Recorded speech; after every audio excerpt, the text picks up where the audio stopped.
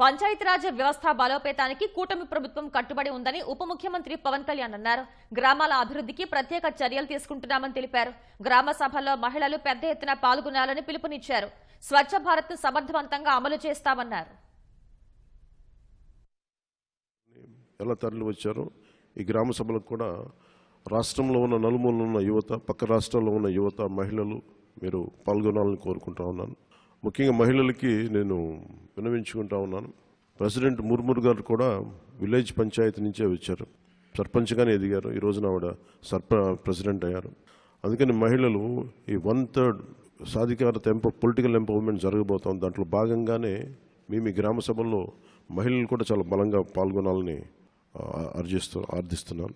ఉదాహరణకి చాలా పంచాయతీలు నిరుపయోగంగా భూమి ఉపయోగం లేకుండా పోతుంది. గ్రామాల్లోకి వెళ్తే ఓపెన్ డెఫికేషన్ చాలా బహిరంగ మల విసర్జన కనిపించేది.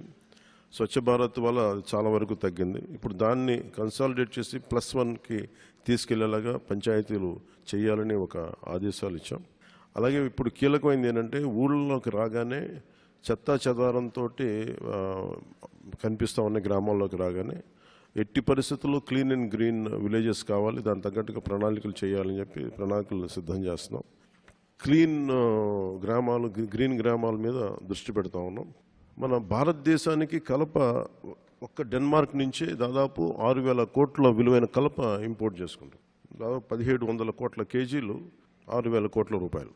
డెన్మార్క్ మన ఆంధ్రప్రదేశ్తో కంపేర్ చేస్తే దాదాపు దాంట్లో ఒక 0.6 టైమ్స్ ఉంటుంది.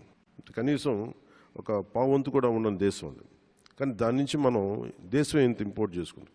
ప్రతి పంచాయతీలో 5 నుంచి 15 ఎకరాలు పంచాయతీ భూమి ఉంటుంది. ఆ భూమిలో మనకు కావాల్సిన కలపని సోషల్ ఫారెస్ట్రీ పెంచి దాని మీద దాన్ని వెల్త్ క్రియేషన్ జరగాలి త్రూ ఫారెస్ట్. దానికి కనుక ఒక ప్రాపర్టీ ఇంటర్నేషనల్ లేబులింగ్ ఒకటి వేయించి ఒక స్టాంప్ ఒక ISI మార్క్ లాంటిది ఒకటి వేయిస్తే దానికి విలువ చాలా ఉంటుంది అని చెప్పి చాలా మంది తెలియజేశారు. నరేగా ఫండ్స్ మొత్తం ఒక 87 పనులకి దీన్ని అప్లై చేస్తూ ఉన్నాం. ముఖ్యంగా ఫారెస్ట్ ట్రెంచెస్ తవ్వటం, అలాగే కొన్నిసారి మూగజీవాలు అడవుల నుంచి బయటకు వచ్చేస్తుంటే నీటి సౌకర్యాలు లేక, అలాగే లోపల అడవుల్లో కూడా ఈ వాటర్ ట్రెంచెస్ తవ్వి ఊటబావులు లాంటివి క్రియేట్ చేసి వాటికి వాటర్ సోర్స్ క్రియేట్ చేయడంలో కూడా నరేగా పనుల్లో ఒకటి కీలకమైంది. ఇది టూరిజం ఏరియాల దగ్గరగా ఉండే పంచాయతీలు, ఎకో టూరిజంకి దగ్గరగా ఉండే పంచాయతీలు, మన ఉప్పాడ మంగళగిరి లాంటి చోట ప్రత్యేకంగా మన చీరలు మన నేతలు మన నేత పరిశ్రమలు ఉన్నాయి, దాన్ని ప్రత్యేకంగా విజిట్ చేసేలాగా. ఇప్పుడు చాలామంది కంచికి వెళ్తారు ఆ చీరలు కొనుక్కోవడం కోసం. సో అలాంటి సౌకర్యాలు వాళ్ళ ఊళ్ళకి వచ్చి మగ్గాల దగ్గరికి వచ్చి చూసుకొని కొనుక్కోలేక ఇట్లాంటివి ప్రత్యేకమైన దృష్టి పెడతా ఉన్నాం. మొట్టమొదటిసారి భారతదేశంలోనే ఇన్ని వేల పంచాయతీలకి చేయలేదు, దానికి మనం శ్రీకారం చుట్టాం.